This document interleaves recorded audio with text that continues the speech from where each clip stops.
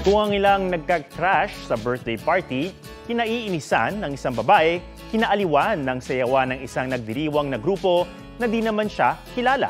Ang panggulat niyang dance number pusuan sa report ni Ian Cruz.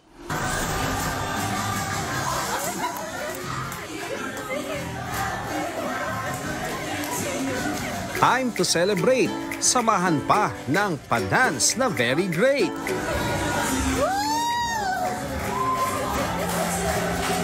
Pero ang party dancer na yan, medyo part-time lang. Hindi kasi siya crew sa kainan. Hindi rin siya kaibigan ng nagdiriwang ng kaarawan. Lalong hindi rin siya kinuhang talent sa sayawan.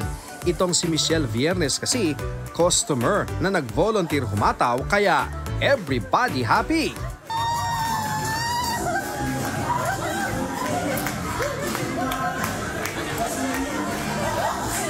Kwento ni Micah Perez, acting manager ni Michelle sa mga pa-surprise guesting.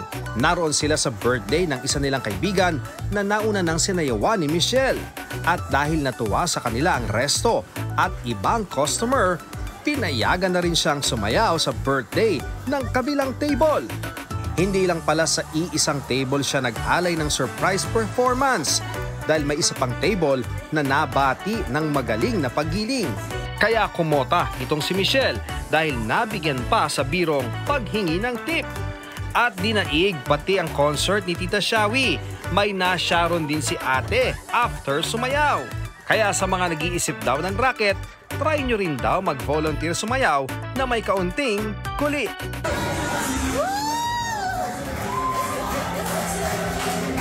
Ian Cruz nagbabalita para sa GMA Integrated News.